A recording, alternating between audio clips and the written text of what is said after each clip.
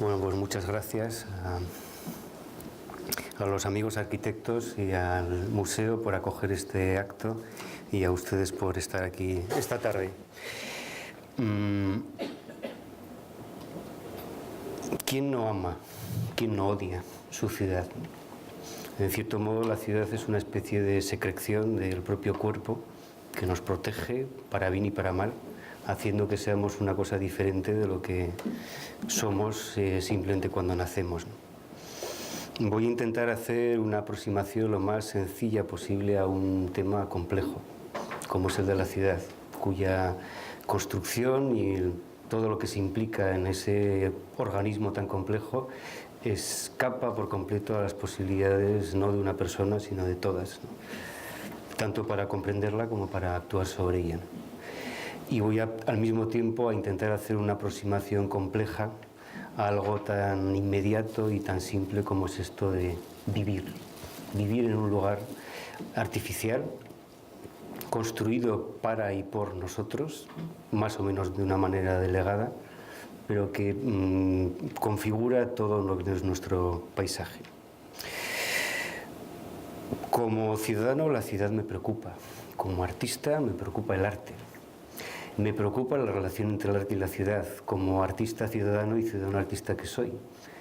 Pero precisamente porque me preocupa la relación que existe entre la vocación propiamente cívica, urbana, que tiene todo arte, y el modo en el que sucede en el espacio público, es algo que no me gustaría dar por supuesto, sino que está sometido a ciertas dimensiones, a ciertas condiciones que cambian en cada momento y que ciertamente en nuestra situación contemporánea son problemáticos.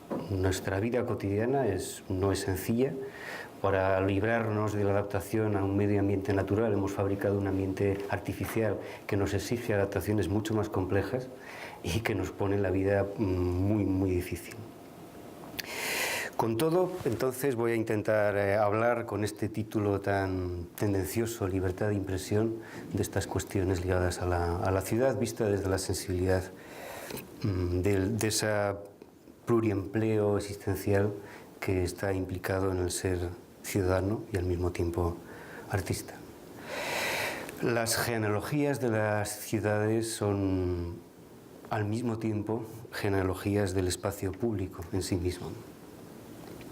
Es decir, que el espacio social, tal y como lo podemos entender hoy en unas sociedades democráticas, donde al menos formalmente las decisiones se toman desde órganos participativos, donde cada ciudadano puede tener su voz y por lo tanto su pequeño poder como para fabricar ciudad con todo lo que eso implica, ese espacio social como tal ha sido una conquista histórica. Así que la construcción de la ciudad, la generación misma, la historia de la ciudad, como bien saben los urbanistas y los arquitectos, ha sufrido muchas transformaciones, tantas como han sufrido los modos de organizarse entre las comunidades humanas, y han estado, por lo tanto, ligadas a una historia que nos ha conducido al tipo de sociedades contemporáneas que hoy damos por actuales. Dentro de esa idea de que el espacio social ha sido una conquista histórica, tenemos que entender, por lo tanto, que ha sido la consecuencia y es la consecuencia de no pocas luchas, muertes y luchas de emancipación, luchas de reivindicación, luchas que plagan la memoria de todas las ciudades.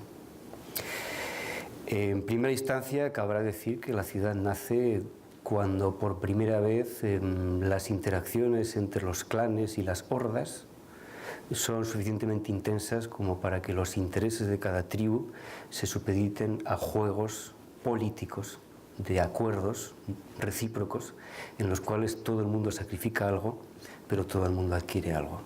Que la ciudad es en sí la historia de una negociación, de una política. Conforme más aumentan las interacciones, más aumentan los compromisos.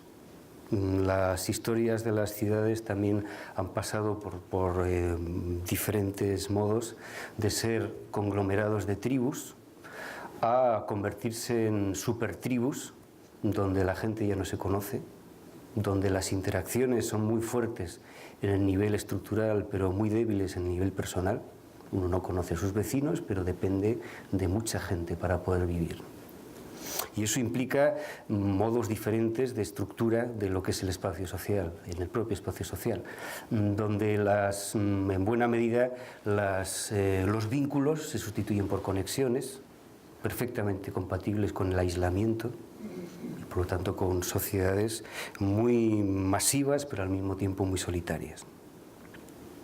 Cada ciudad al mismo tiempo genera sus propios ritos de socialización. Es decir, hay distintos tipos de ciudad, distintos modelos de ciudad que generan a su vez modos de socialización, es decir, modos de integrarse y de integrar la propia ciudad como tal.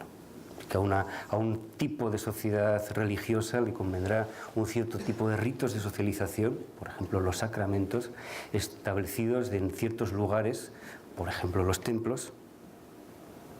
A un cierto tipo de ciudad industrial le corresponderá un modo de socialización muy vinculado al trabajo y por lo tanto al lugar de la fábrica. A una sociedad política tendrá que ver con ritos de socialización que encontrarán en el voto un modo ritual de socializarse, pero no solo en el voto, en todos los ritos civiles de censos, administrativos, etcétera, y que encontrarán lugar en el Parlamento, en el Ágora y en todas las instituciones públicas.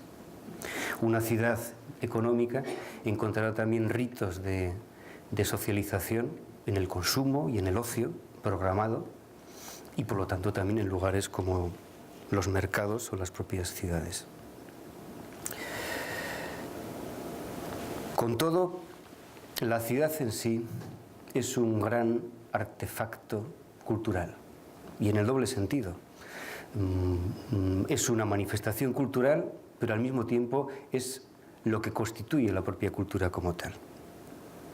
El antropólogo John Tyler Bonner definía la cultura como un proceso de transmisión de información mediante mecanismos no genéticos, es decir, mediante todo tipo de dispositivos materiales e inmateriales, sillas, arquitecturas, vestimentas, pero también creencias, ritos, ideologías que configuran, por lo tanto, un espacio, como es el espacio público, que no solo representa la propia forma en la que la comunidad se organiza entre sí, en sus vínculos y en sus estructuras y superestructuras, sino que también cataliza la propia configuración de la ciudad. Es decir, que no solo es una expresión de una comunidad, sino que es un mecanismo comunitario para fabricar cultura.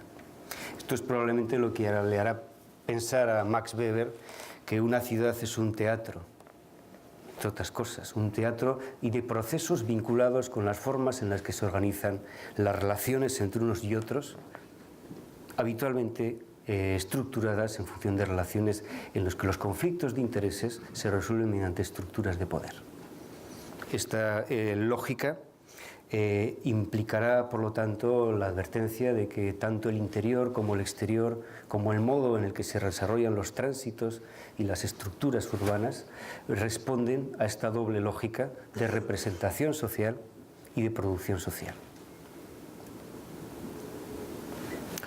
De tal manera que entonces las ciudades son efectivamente grandes fábricas de cultura, donde se fabrican sistemas de pensamiento, donde se fabrican sistemas de sensibilidad, donde se fabrican la propia comunidad y la imaginación y las estructuras simbólicas que configuran una cultura, y al mismo tiempo será el modo en el que se configura.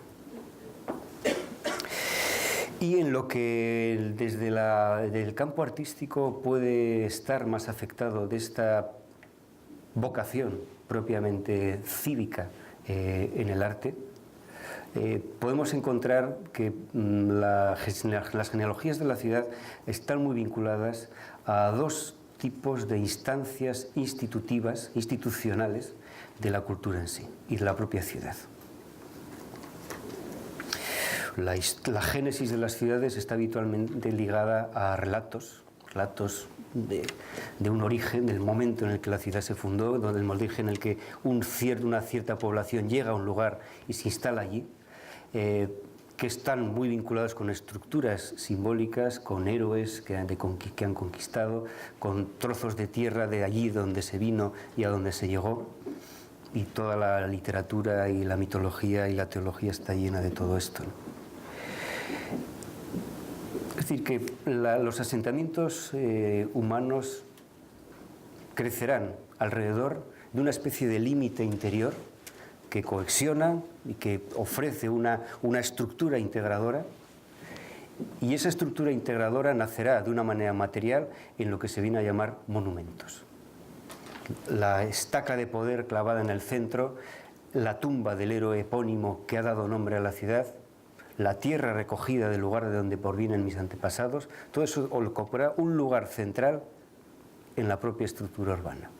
No solo central en el sentido geográfico de la palabra, sino también central en el sentido simbólico de la palabra. Eso es uno de los orígenes fundamentales de la función monumental, que va a ser la encrucijada precisamente entre el arte y la arquitectura. Entonces, ese centro monumental que nace al mismo tiempo que la ciudad, que nace al mismo tiempo que la arquitectura, se constituye entonces como ese límite interior que cohesiona e integra la ciudad como una instancia instituyente.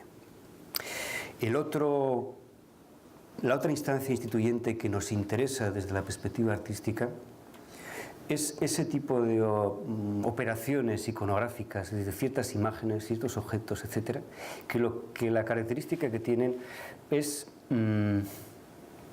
dar presencia en el campo simbólico e imaginario de todo aquello que una estructura urbana necesita desalojar.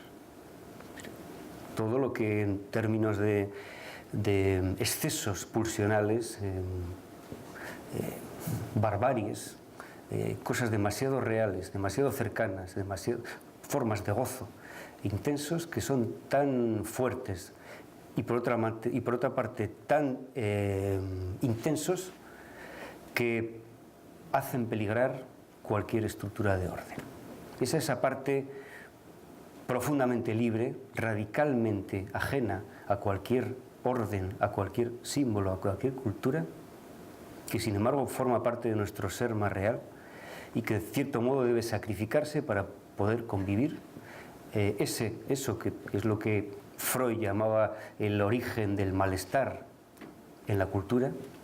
Vivir dentro de una cultura implica sacrificar unas ciertas formas de goce.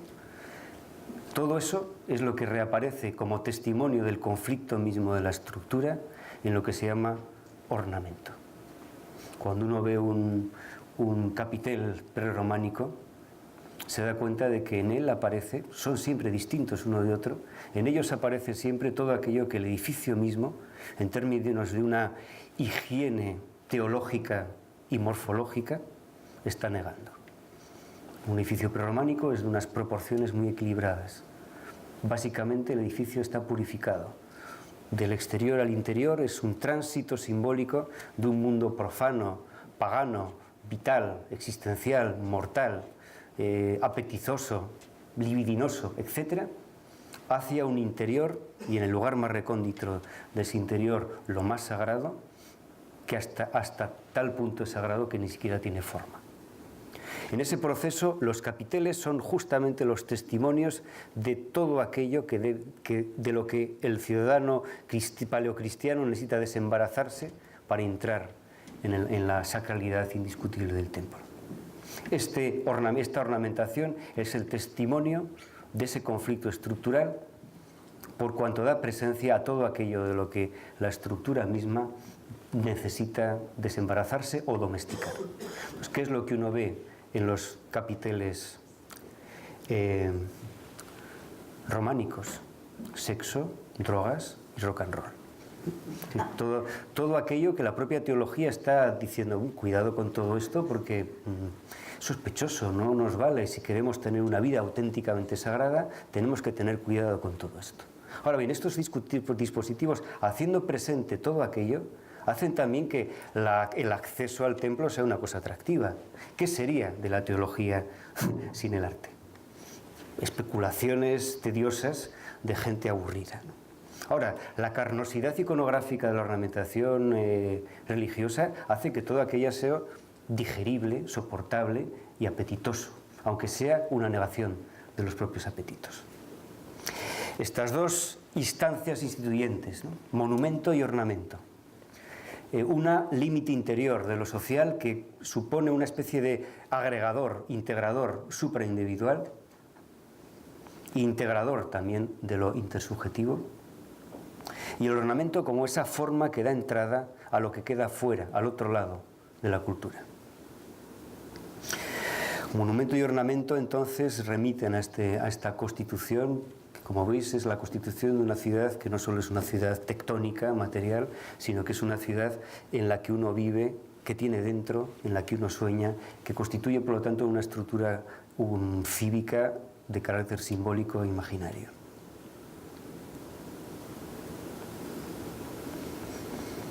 Ornamentación que dará paso a todo tipo de... que será justamente el umbral, la ornamentación será el umbral en el que estructuralmente una cultura trajina con lo real que necesita domesticar o desalojar.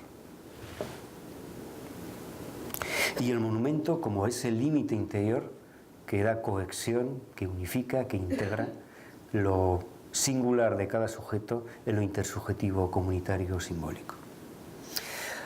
La historia de los estilos monumentales cambia tanto como las culturas. Sin embargo, esta función ornamental y esta función monumental permanece. Y además permanece de acuerdo a ciertas estructuras retóricas que inexplicablemente permanecen, ¿no? Y que son muy básicas. Grande, pequeño, alto, bajo, fuera, dentro. Cosas muy básicas que nacen además de cosas tan animales como el modo en el que la violencia, los conflictos de intereses entre primates superiores no humanos se resuelven mediante concursos en vez de mediante violencia física. Pues cuando hay un conflicto y un macho pretende ser el dominante, tiene que concursar en un juego de poder contra el macho dominante actual.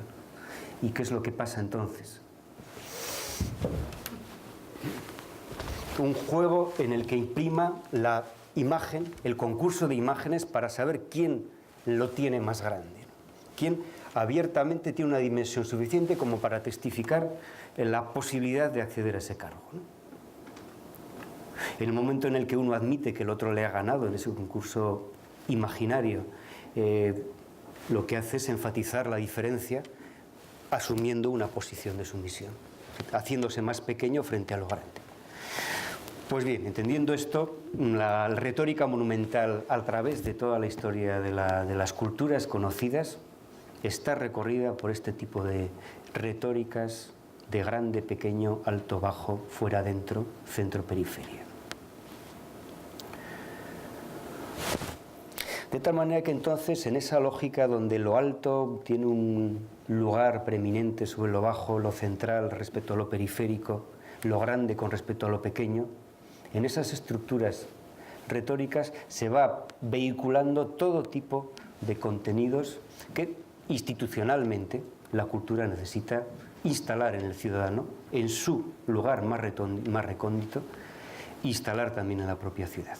Estelas de decreto, como el Código de Hammurabi, con monumentos donde se explican las glorias que legitiman a un monarca. Todo esto va a atravesar las culturas, ¿no? Grande, pequeño, centro, periferia, alto, bajo. Hasta llegar, por ejemplo, a este retrato de Michael Jackson, que utiliza el mismo tipo de retórica que el que se utilizaba en las culturas clásicas para representar a Zeus, ¿no? Claro, esta estructura no es inocente. Representa este juego mediante el cual la estructura misma de la ciudad entera está presentificada, hecha presente en ese monumento.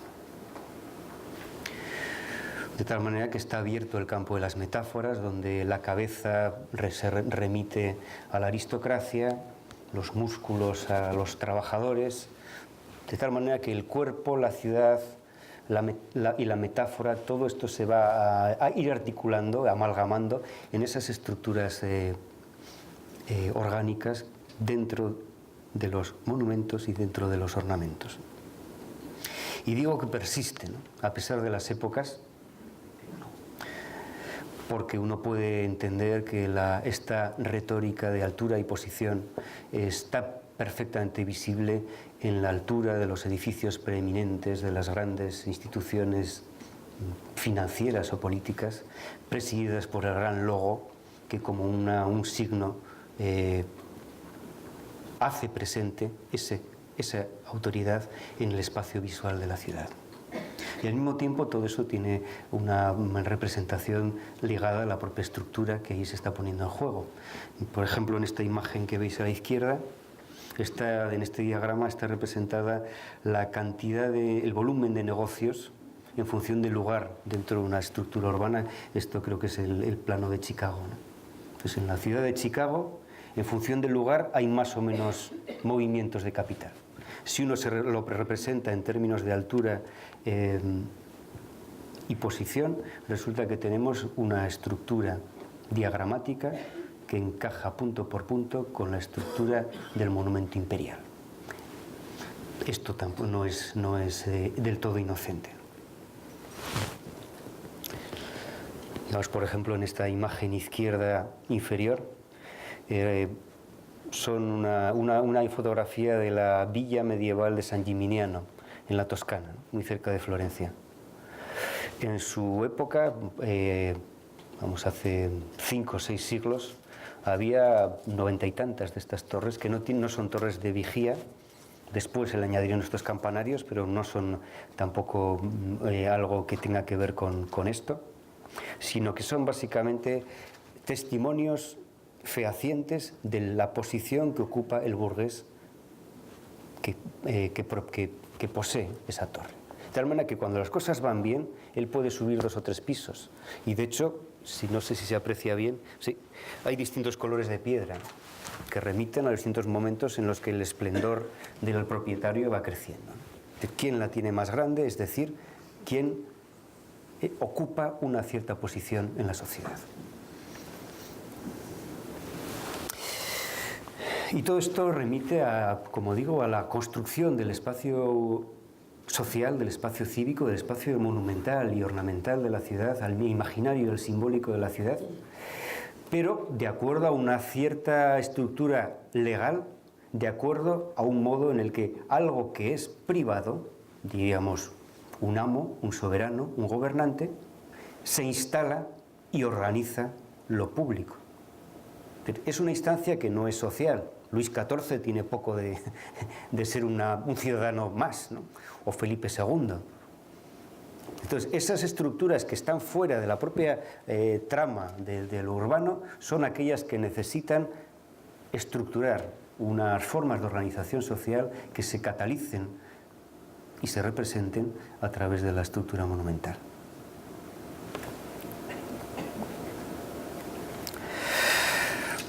Es decir, que la historia de las ciudades ha sido en buena medida, en su origen, una historia de la expropiación del espacio público.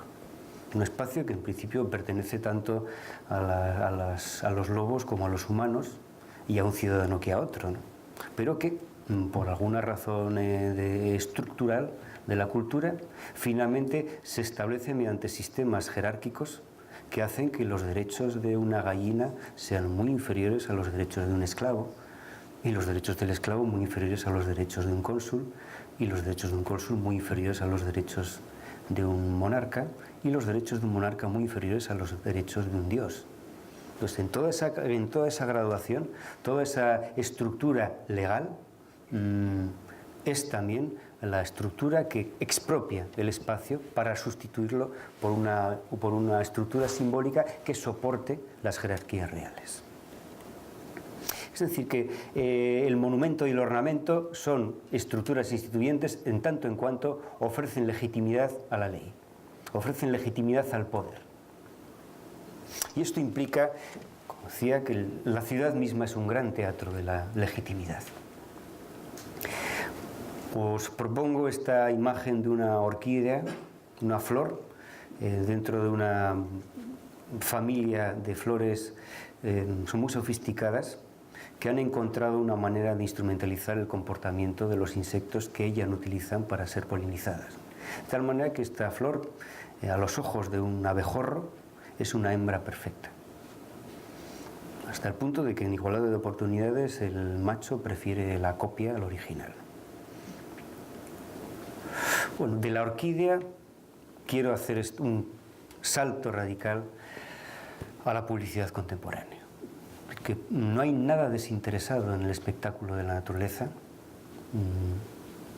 Las flores, los colores de las pieles, etcétera, están ahí en función de un juego de teatros inherentes al poder, donde la flor instrumentaliza al insecto, el insecto utiliza la flor, el pájaro instrumentaliza al insecto, etcétera.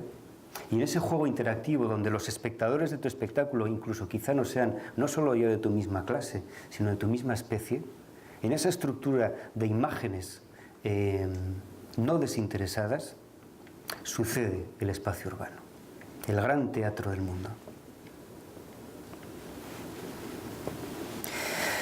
Porque evolutivamente hablando siempre será mucho más rentable evitar al máximo la violencia real. De tal manera que otra de las genealogías de la historia de las ciudades es la historia del paso de sistemas coactivos a sistemas seductores. Los sistemas coactivos basados en la presencia y evidencia física del poder, basados en premios y castigos corporales, basados en huellas, en llagas, en grilletes, en muros, etc., muy pronto darán paso, aunque no se lo habrán sustituido, a sistemas de persuasión basados más bien en interiorizar creencias, de tal manera que es el propio ciudadano el que, por pura convicción, actúa de una manera que coincidentemente o casualmente coincide con los intereses del poder. Mitos, códigos morales, sistemas de creencias construyen, por lo tanto, un imaginario social que en un momento determinado dará paso a sistemas más bien legitimados mediante sistemas de seducción. Sistemas que operan en los niveles preconscientes, de manera que uno está más desprotegido porque no sabe que está decidiendo justamente aquello que se espera que decida, precisamente porque ciertos dispositivos han hecho posible que uno decida eso. Hoy, hasta ahora, hay muchos comités que están decidiendo qué vamos a vestir dentro de un año. ¿Qué nos va a gustar? ¿Qué vamos a oír? ¿Qué vamos a soñar? Esto no solo sucede dentro de la moda. Es decir, que las instancias estructuradas, los sistemas de poder estructurados, legitimados a partir de sistemas de seducción, actúan no ya por convicciones o por creencias, sino más bien por reclamos, sugerencias, ofertas, insinuaciones, a veces muy sutiles, hasta el punto de que nos convencen de que no son órdenes. Si uno hace algo libremente, lo hace libremente. Ahora, ¿qué le hace ser libre a uno? Bueno, los psicólogos de empresa, los creativos publicitarios, saben muy bien que el libre albedrío es perfectamente libre de dejarse influir. Es decir, que somos muy sensibles y en ese sentido somos seres afectuosos, somos seres afectados por todo lo que nos rodea y por lo tanto somos seres vulnerables en términos psicoperceptivos.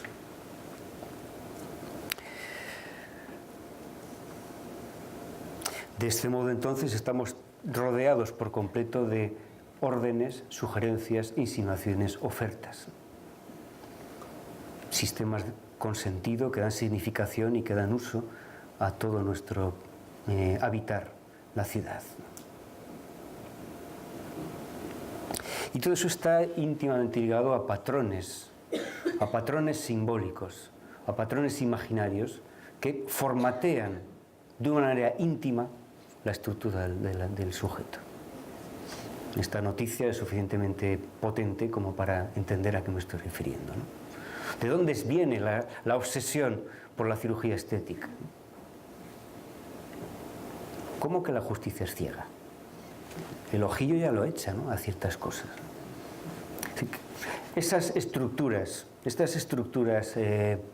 simbólicas e imaginarias convienen a esa construcción instituyente de un espacio social no desinteresado que está modificado para modificarnos y que por lo tanto configura toda una estructura de ingeniería psicoperceptiva que tiende a hacer que sentamos lo que sintemos, que pensemos lo que pensamos, etc. Es decir, es todo un paisaje de estimulaciones condicionadas, de excitaciones y anestesias, que desde la orquídea hasta Oliviero Toscani o todas las formas de publicidad mantienen ciertos tipos y modos e intensidades de excitación nerviosa, conceptual, ideológica, para configurar toda una estructura mental y sensible y emocional. Y de nuevo aquí no importa que estemos hablando de un régimen político u otro, las estructuras y los dispositivos son prácticamente los mismos. No hay diferencia, ¿no? En este punto. Es decir, la ciudad entendida como publicidad política o económica o religiosa no es un invento nuevo. Toda la historia de las grandes ciudades es la historia de grandes dispositivos publicitarios. Y si no, vayan ustedes a Roma o cualquier ciudad donde han pasado suficientes de civilizaciones. Son grandes sistemas de seducción que saben dónde tocar, de acuerdo a una acupuntura psíquica y emocional, perfectamente a cada ser sensible.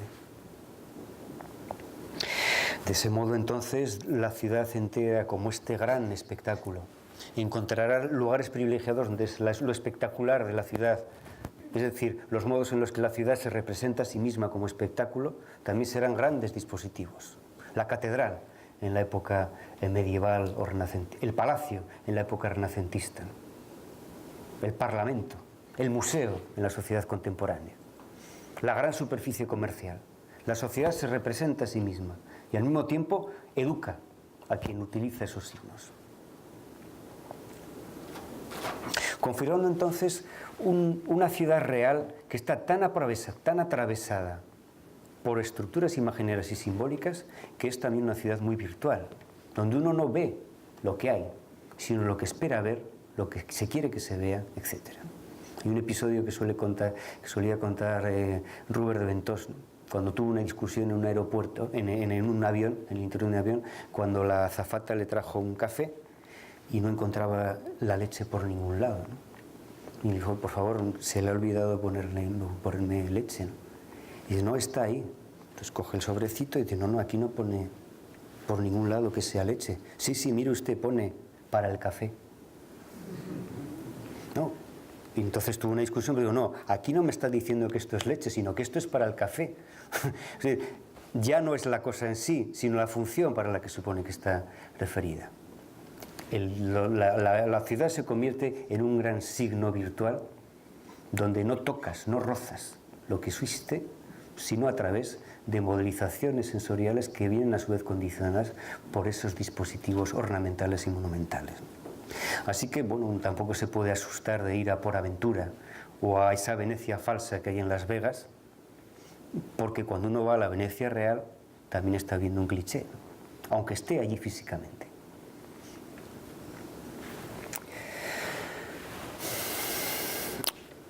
Otra cuestión respecto a este vínculo entre ornamento, monumento, ley y legitimidad remite a una transformación muy profunda respecto a los dispositivos monumentales, que tiene mucho que ver con la ciudad moderna. Y es el paso de unas formas de monumentalidad y por lo tanto de estrategias estéticas basadas en una legitimidad que viene de arriba abajo, de tal manera que el propio gobernante está supeditado a una instancia superior que es todavía más indiscutible y por lo tanto la posición que se espera del ciudadano o del esclavo con respecto al gobernante es la misma que el gobernante se supone que tiene con respecto a aquello que lo legitima como tal. De tal manera que no es extraño ver, por ejemplo, en toda la iconografía greco-latina, egipto-cristiana, escenas en las que el monarca se arrodilla, está en una posición de sumisión con respecto al dios o aquello que lo legitima. Y esto, mediante un procedimiento psíquico muy sencillo, hace que uno se identifique con el monarca, pero en lo que el monarca tiene de posición sumisa. Entonces, esta legitimidad descendente es muy apreciable en el caso del obelisco egipcio, ¿no? Obelisco egipcio que en la teología clásica en Egipto significa un rayo de sol convertido en piedra, pero también el lugar donde descansa Ra, el lugar donde descansa esa instancia indiscutible que se manifiesta en el sol, de tal manera que el sol no es que sea una representación, sino que es una de las formas en las que el Dios se hace presente. Si entendemos eso literalmente, un obelisco egipcio es un dispositivo para colocarse en una posición tal que según la cual, para que el sol esté en la punta del obelisco, uno tiene que situarse de tal manera que hay una línea simbólica entre mi ojo y el sol tocando el punto del obelisco.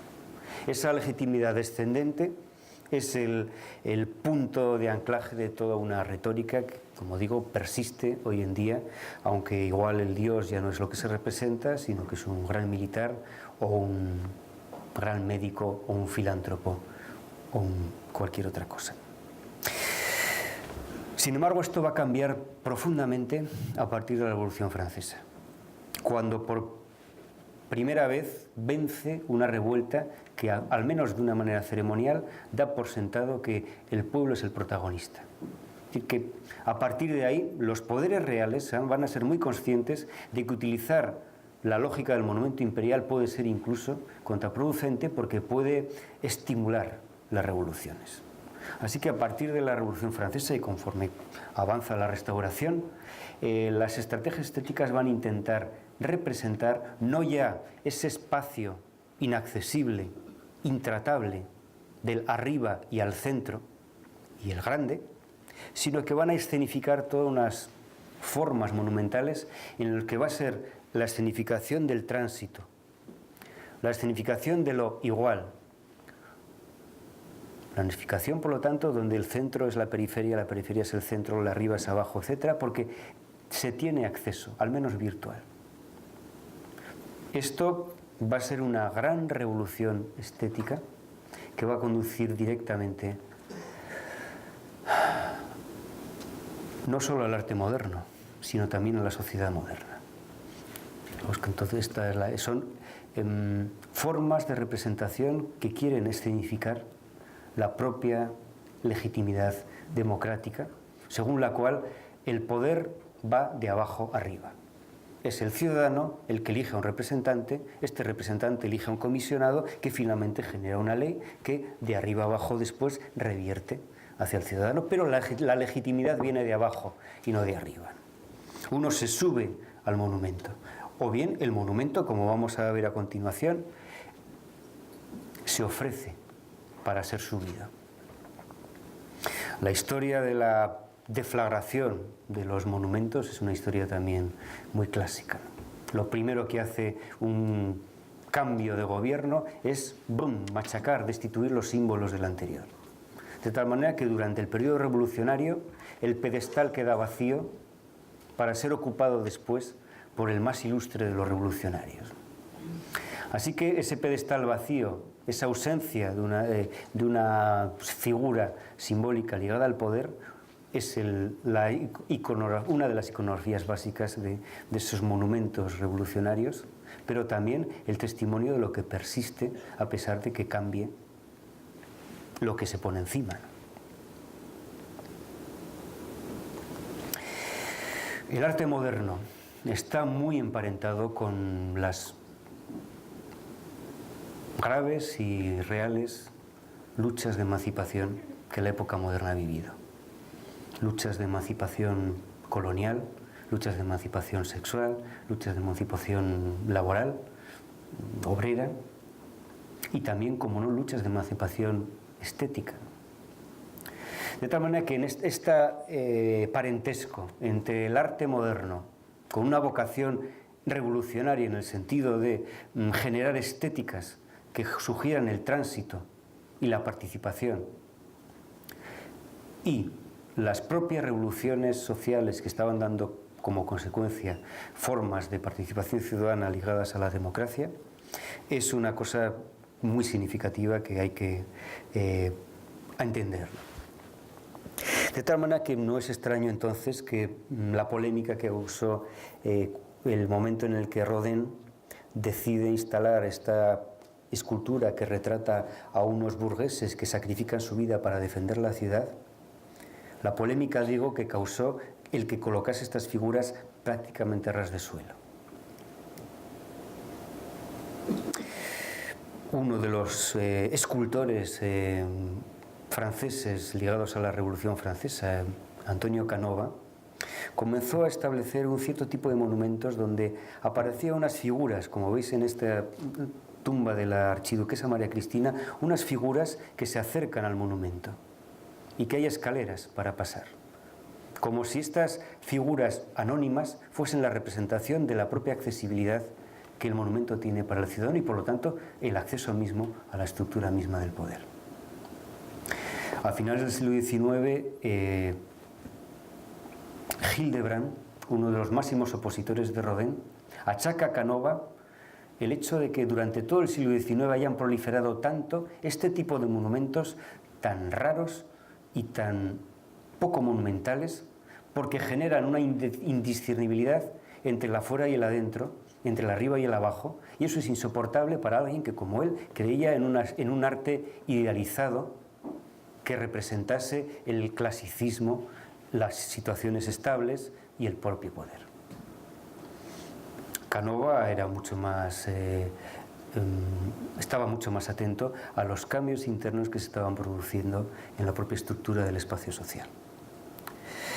Este espacio indiscernible entre el arriba y el abajo, el dentro y el afuera, el grande y el pequeño, estas estrategias estéticas ligadas a la escenografía de la transición y de la legitimidad ascendente, definen por completo el arte del siglo XX. Y a partir del arte del siglo XX, esa máxima que hemos visto en Mayakovsky, que dice: hagamos de la ciudad nuestro lienzo. No nos vamos a conformar con pintar un cuadro, con hacer una escultura. La ciudad es nuestro lienzo. Ese espacio indiscernible hace que las cosas sean accesibles, pero al mismo tiempo que el propio mantenimiento de la estructura artística haga que lo real se virtualice. El urinario dentro del museo es una representación clara del arte del siglo XIX, más que el primer ejemplo del arte del XX, es el gran ejemplo del arte del XIX. Refuerza la estructura museística en tanto y cuanto decide representar al museo como ese espacio acogedor que es capaz incluso de acoger aquello que le perturba, aquello que le deslegitima, porque sabe perfectamente, después de 100 años de estrategias estéticas y monumentales durante todo el XIX, sabe perfectamente que eso es mucho más instituyente para el poder que la representación imperial.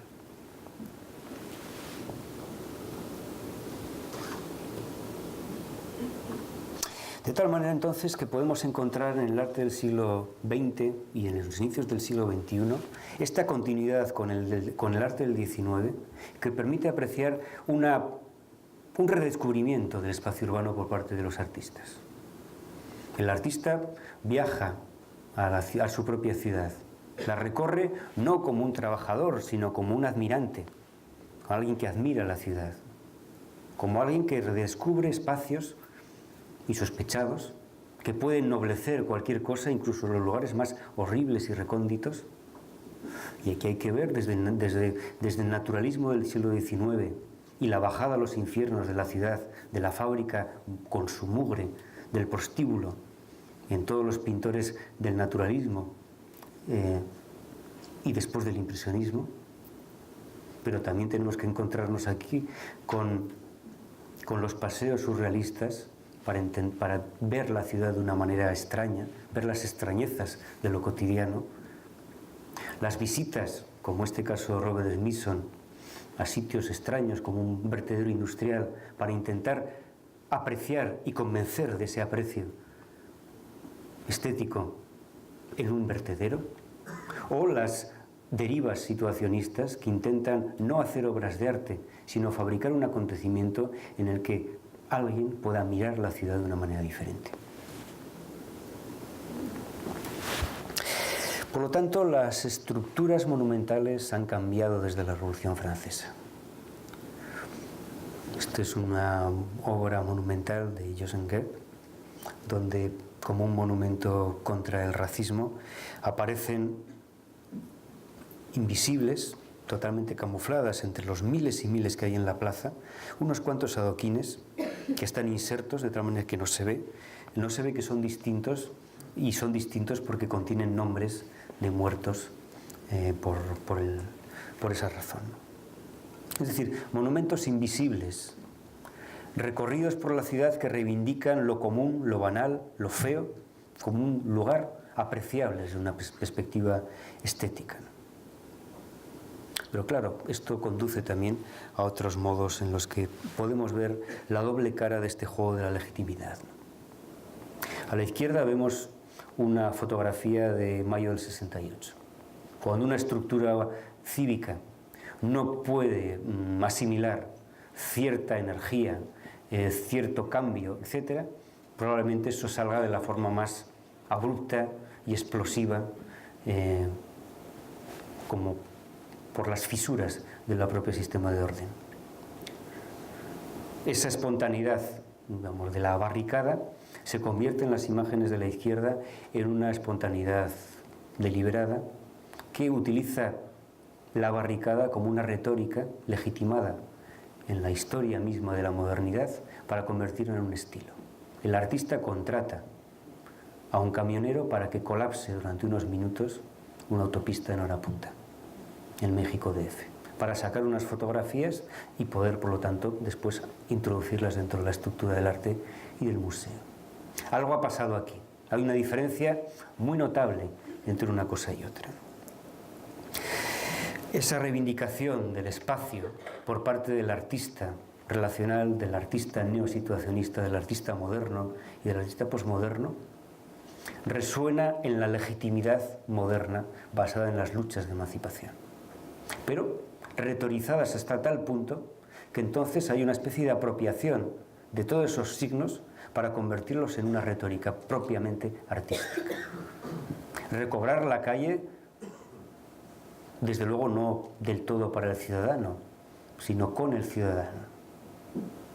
Es decir, a los poderes reales les interesa la escenificación desde la Revolución Francesa, y estoy hablando, ha pasado ya más de 200 años en los que esta estructura monumental de un poder que nos convence de que sus estructuras monumentales no lo son, sigue, persiste y sigue sin verse como tal. De tal manera que son las propias instancias reales de poder las que más incitan a la espontaneidad y a la transgresión. Y también es posible encontrarse que la relación entre subvención y subversión haga posible que no haya una sin otra. Por ejemplo, cuando uno quiere, como joven artista, presentarse a ciertos concursos o a ciertas becas, resulta que si no tiene un cierto ingrediente de transgresión, no recibe la subvención. La subversión se convierte en un requisito de homologación, la participación ciudadana en un criterio formalizado que colapsa e impide la propia participación. Claro, esto hay que entenderlo si no estamos perdidos. Esto es una publicidad de cristales de seguridad 3M. La máxima de la empresa es: si consigues romperlo, el dinero que hay dentro es para ti. Así que es la propia empresa la que incita al gamberrismo. Esta lógica simbólica de participación ciudadana que integra al monumento en un espacio en el indiscernible donde uno está ahí para meterse dentro del monumento, puede llegar, como perfectamente legitimada, a soportar cosas deplorables, infames en términos de representación. Es decir, la perversión misma de esta estructura de participación hace posible que haya una industria internacional de figuritas de Belén a tamaño escala humana, barrenderos, floristas, mujeres anónimos o conocidos que empiezan a poblar y que le gusta mucho a la población, ¿no? Porque son como ese gozo de, uy, un señor de bronce, ¿no? Entonces, con esa inocencia están fortaleciendo una estructura monumental que les impide su propia participación.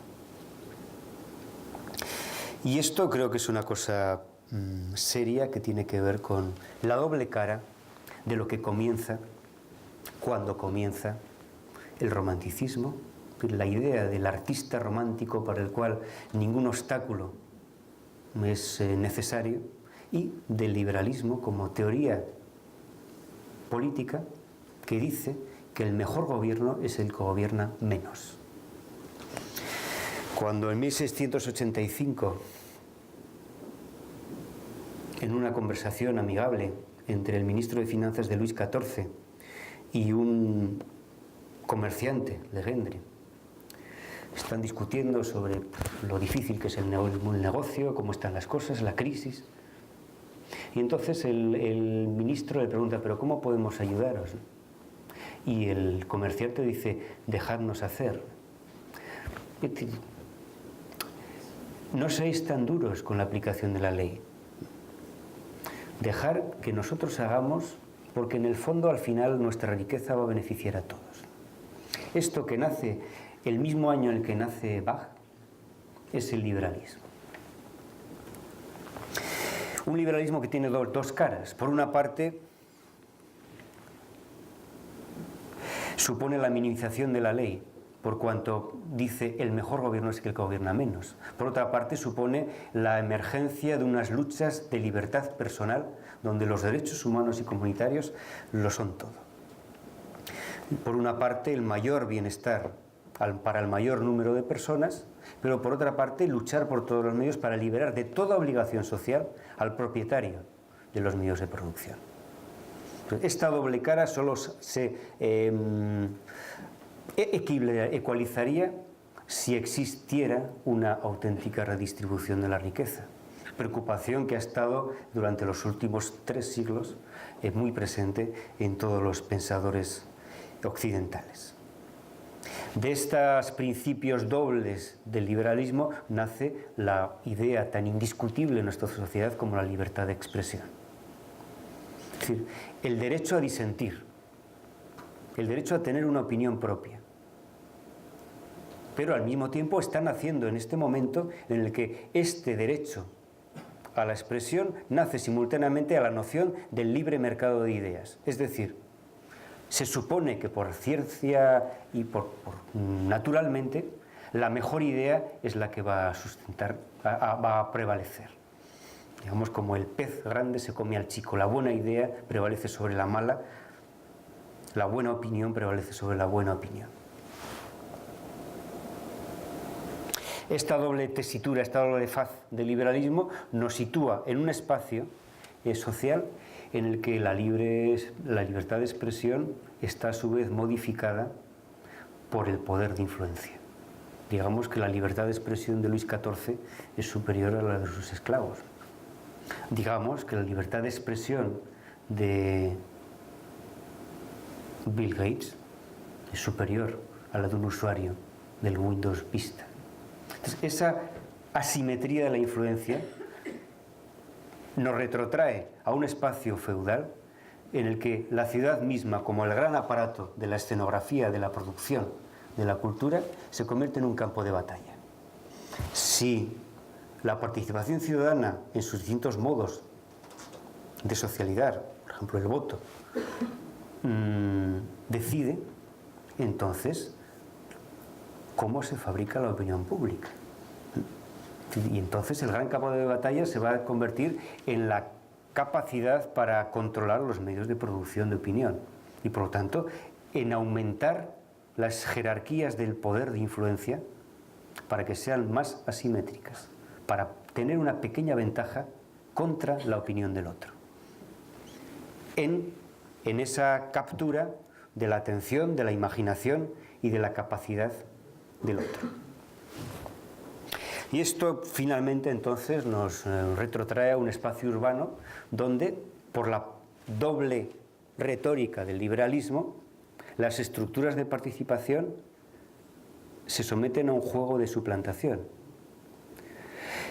Marshall McLuhan decía que todo lo que hacemos los humanos son extensiones de nuestro propio cuerpo.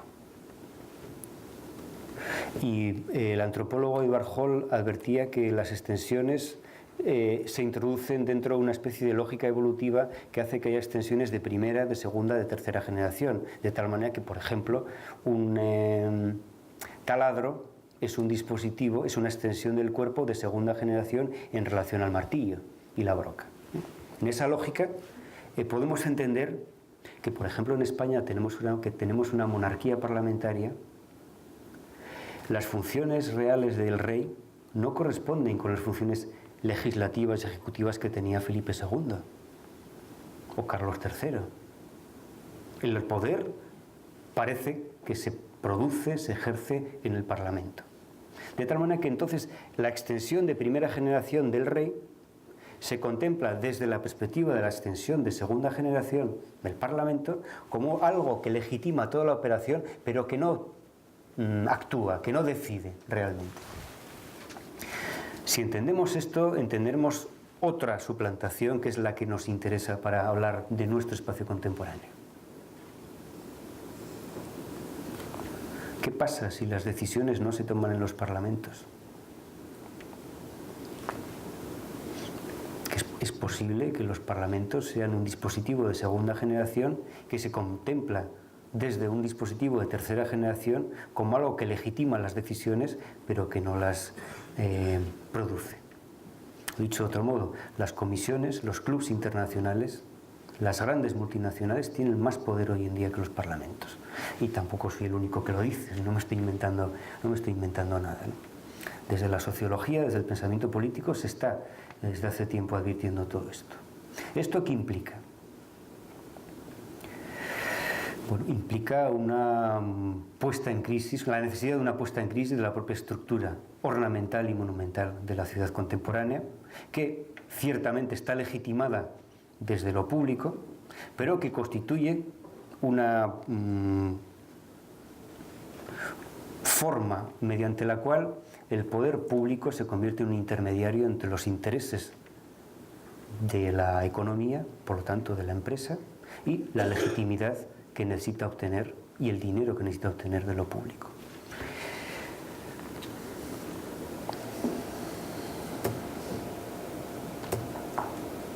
La ciudad actual entonces es un gran dispositivo, complejísimo. La ciudad de servicios se dice, por ejemplo, ¿no?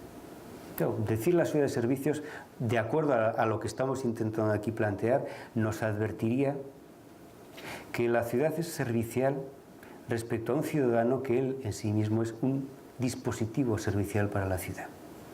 ¿Quién sirve a quién? ¿Quién más sirve a quién? De acuerdo a esa lógica en la que uno no se enfrenta con las cosas, sino con los sentidos que un imaginario simbólico nos introduce para mediar con ellas, uno va a una ciudad y se encuentra lleno por completo de cosas. Cosas que le sirven, a las cuales se debe adaptar.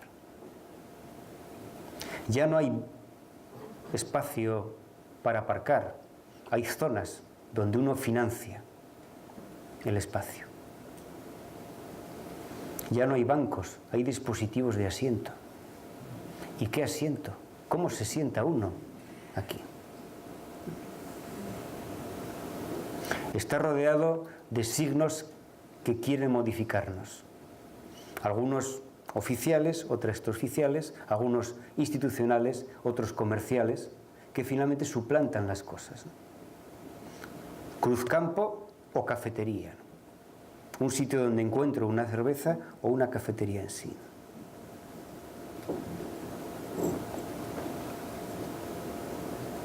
La población está totalmente inmersa en este paisaje. Esto es la entrada de Vigo. ¿Qué es lo que vende o alquila la administración pública cuando cobra a una empresa para poner una valla, un cartel, etcétera? ¿Qué está vendiendo? Evidentemente nuestra sensibilidad, nos está obligando a ver algo, de tal manera que el espacio público queda disponible al mejor postor. Os he puesto esta imagen para poner una cabina de espera del autobús, ¿no? Pero ¿cómo se protege uno de todo esto? Ya en los años 70 se había computado que un ciudadano en una población de tamaño medio se veía obligado a ver una media de 70 anuncios publicitarios al día. Imaginaos hoy, ¿cuántos? ¿Qué puede competir con este poder que hace que el árbol ya no sea un árbol, sino el soporte de Casanova, ¿no? Starbucks, mafia internacional que es capaz de desposeer al gobierno etíope de la patente de su propio café con la ayuda de los mejores abogados del mundo, que consigue siempre comprar, vender o alquilar las mejores esquinas de los mejores lugares de cada ciudad para poder vender café 3 veces por encima de su valor.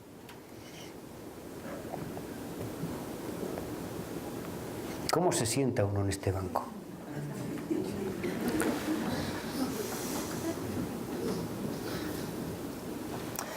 Este espacio urbano, entonces, está plagado de modificadores de nuestra conducta.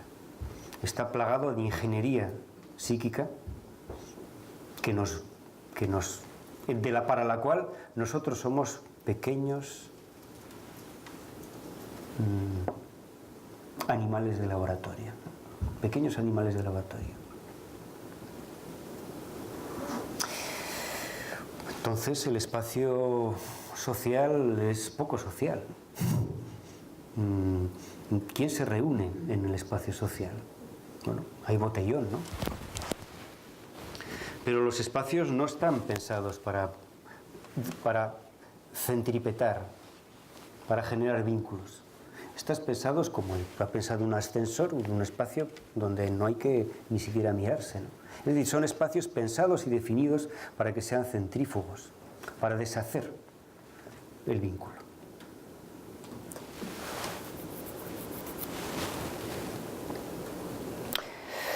En esa tesitura, entonces, la participación ciudadana se contesta, reacciona a la invasión y responde, lógicamente, invasivamente.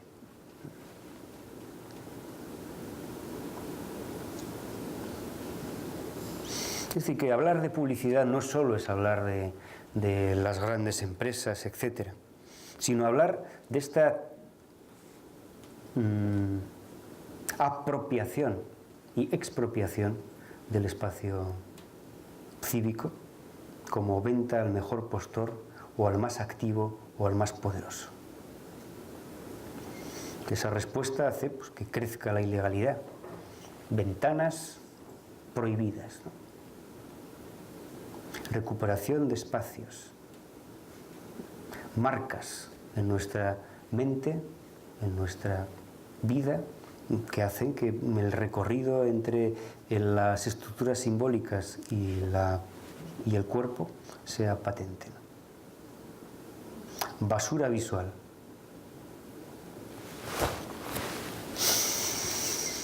En esta tesitura, entonces, el espacio de la ciudad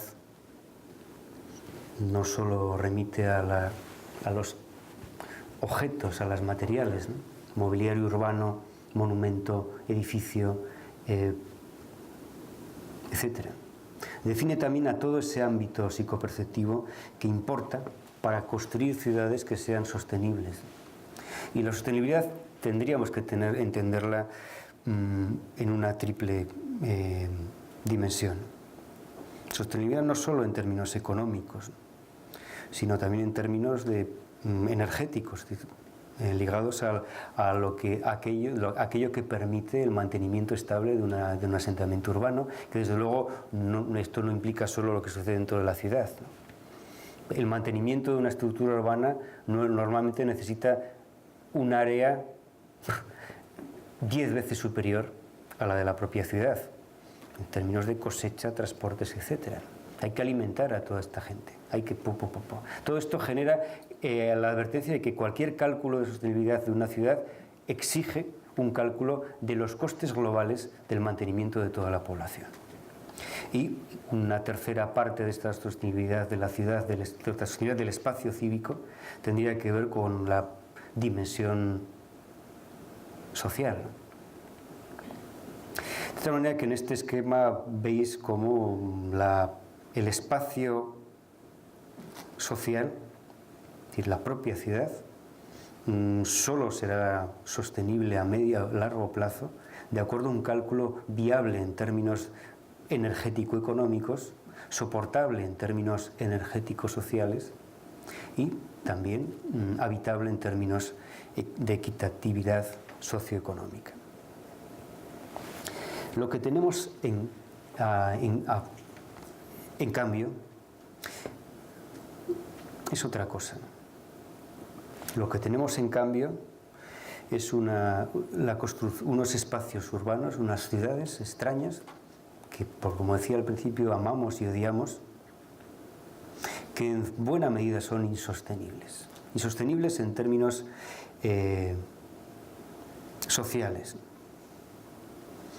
Por una parte hay una homogenización cultural, pero por otra parte hay unas estructuras muy jerarquizadas que nada tienen que ver con las escenas de participación e igualdad que nos plantean desde el XIX los monumentos y los ornamentos. Una estructura económica que pone por encima el desarrollo sobre cualquier otro cálculo social o energético, es decir, en relación a la propia naturaleza de la que vivimos, a pesar de todo. De tal manera, entonces, que ya se habrían dado cuenta que esta charla no es sobre el arte en el espacio público, ni sobre el espacio público visto desde el arte. Se habrán dado cuenta también que pienso que no es suficiente con una mirada que artistifique el espacio cívico, que visite y descubra nuevos lugares o que los considere pintorescos o soportables o dignos de merecer de ser museables.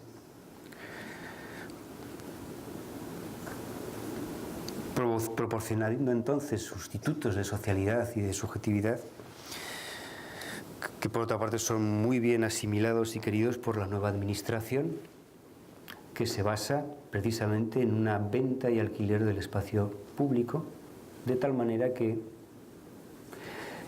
las ganancias son privadas, pero las pérdidas son públicas, ¿no? Es un cálculo extraño, pero que está muy legitimado en la propia doble faz del liberalismo. Cuando gano, para mí. Cuando pierdo, lo tuyo, lo de todos, es mío también. Así que esta charla más bien es una especie de llamamiento ciudadano para una cultura de la sensibilidad. Y que hasta cierto punto, si es cierto la soberanía popular, uno debería tener ciertas capacidades para poder negociar y gestionar qué quiere ver. Y no vender, dejar que se venda mi sensibilidad, mi espacio psicoperceptivo, mi paisaje urbano al mejor postor. Esta cuestión no solo, por supuesto, apunta al arte en los espacios públicos, sino a la propia construcción de todos los dispositivos que la sociedad genera en la comunidad. Es decir, esta sensibilidad ligada a una libertad de impresión es lo que podría equilibrar, ecualizar, regular los excesos libertinos de expresión que tiene el poderoso. Entonces, la libertad de expresión en el liberalismo es libertinaje de expresión por cuanto no está sometida a ninguna medida salvo la de poder hacerlo. Si yo puedo colocar, porque tengo los recursos administrativos, políticos y económicos, materiales, para llenar mañana la ciudad de Vigo con 5.000 vallas publicitarias, lo hago, lo puedo hacer. Es una cuestión de poder. La libertad de impresión apuntaría a una regularización que haga que este problema, que es el problema de la construcción del imaginario simbólico de la ciudad, esté en la mesa de discusión política. Por tanto, aquí les sugiero una especie de asociación de derechos sensibles por la legalidad, porque entiendo justamente que la sensibilidad es el campo de batalla, el espacio donde se juega el derecho mismo. Es decir, el espacio donde la legitimidad de la ley, si es popular, está más entredicho. Muchas gracias.